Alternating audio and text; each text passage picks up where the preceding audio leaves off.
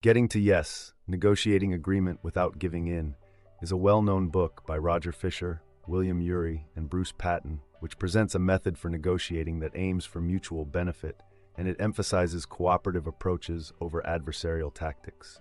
Outline of key concepts from Getting to Yes, the importance of principled negotiation. 4 key principles of negotiation. Separate the people from the problem. Focus on interests, not positions. Generate options for mutual gain. Use objective criteria. Dealing with difficult people. BATNA, best alternative to a negotiated agreement. Negotiation tactics and strategies. Conclusion, making it happen in real-life negotiations. The book presents principled negotiation as an alternative to traditional adversarial or positional bargaining. Principled negotiation is about reaching an agreement that is fair, mutual, and efficient. The focus of this approach is on creating value and maintaining relationships rather than simply trying to win the negotiation. At its core, the book emphasizes that negotiation should be a collaborative process where both parties seek a mutually beneficial outcome, not a zero-sum game where one person's gain is the other person's loss. Fisher, Ury, and Patton argue that people often make the mistake of negotiating from their positions rather than exploring the underlying interests, which leads to suboptimal outcomes. 2. 4 key principles of negotiation. 1. Separate the people from the problem. One of the key concepts of Getting to Yes is the importance of treating the relationship between the negotiators as separate from the problem at hand. This principle highlights that it's essential to address the substance of the negotiation without letting emotions, egos, or interpersonal issues cloud the decision-making process. Fisher, Ury, and Patton argue that personal attacks or emotional reactions can derail negotiations, and therefore it is important to detach the problem from the personalities involved. This doesn't mean ignoring emotions, but rather acknowledging them and then putting them aside in favor of a rational discussion. Focus on interests, not positions. In traditional negotiations, parties often argue based on their positions. A position is essentially what someone says they want. However, a position can be rigid and often leads to a win-lose mentality.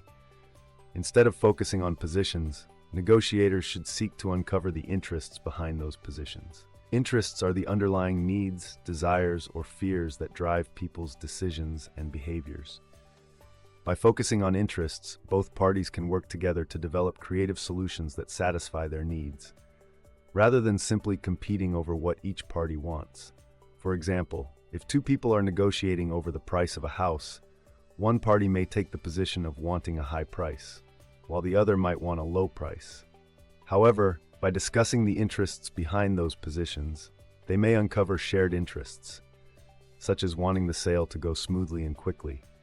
Understanding these interests can lead to a solution that works for both parties, such as finding a compromise on the price or negotiating terms that meet both parties' needs. Generate options for mutual gain. Once the interests of both parties are understood, the next step is to generate options that will satisfy those interests. This is about brainstorming creative solutions that create value for both sides, rather than a fixed pie of resources. The authors encourage negotiators to think about multiple options and not to settle for the first solution that comes to mind. By expanding the set of possibilities, negotiators increase the likelihood of finding a mutually beneficial agreement. Moreover, the idea is to invent options that might not be immediately apparent, but that are still beneficial. This might involve thinking about trade-offs, creative concessions, or even incorporating new elements into the deal that hadn't been considered before. Use objective criteria. Instead of negotiating based on subjective opinions or arbitrary demands, it's crucial to base the negotiation on objective criteria. This could be external standards like market value, industry standards, expert opinions, or legal principles. The principle of objective criteria helps to avoid the dangers of positional bargaining and can make the negotiation process more rational. By using fair standards to determine the terms of the agreement, the parties are more likely to reach an outcome that is perceived as just and reasonable. Objective criteria are important because they provide a common ground for negotiation, helping both parties make decisions that are grounded in fairness rather than power dynamics. 3. Dealing with difficult people. A significant portion of the book is dedicated to handling difficult negotiators. Fisher, Urey, and Patton offer several strategies for managing situations where the other party is not negotiating in good faith or is engaging in behaviors that are disruptive.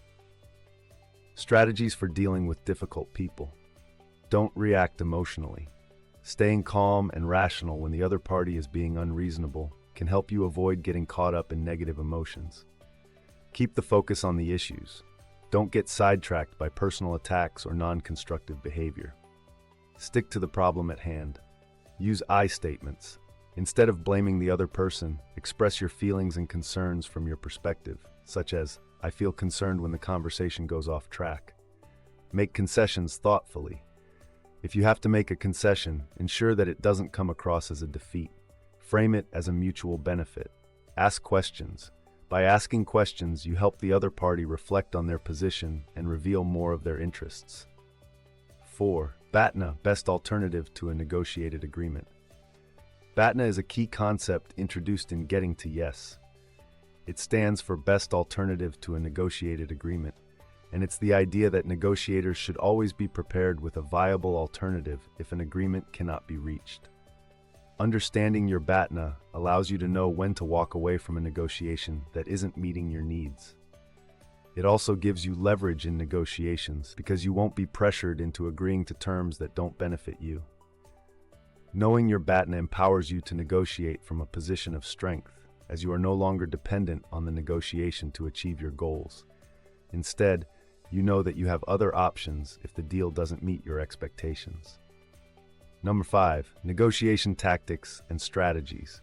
In addition to the principles mentioned above, Getting to Yes also offers specific negotiation tactics. Some of these include anchoring. The first offer made in a negotiation can set the tone for the rest of the discussion. Anchoring is the idea that the initial offer should be strategic, often framing the negotiation in a favorable way. Making concessions.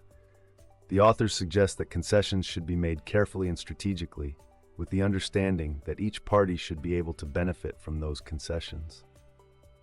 Avoiding tricks and manipulations. The book emphasizes that ethical negotiations are more likely to lead to long-term satisfaction and relationships, so manipulative tactics should be avoided. 6. Conclusion. Making it happen in real-life negotiations. The book concludes by encouraging negotiators to practice the principles of principled negotiation in real-life situations. It highlights that success in negotiation isn't about the individual's skill, but rather about creating solutions that satisfy the interests of all parties involved. By following the principles outlined in Getting to Yes, negotiators can build long-term, positive relationships while also reaching fair and sustainable agreements. The authors suggest that this approach is applicable to a wide range of negotiations, from business deals to personal conflicts, and that the key is to always approach negotiations with a mindset of collaboration rather than competition.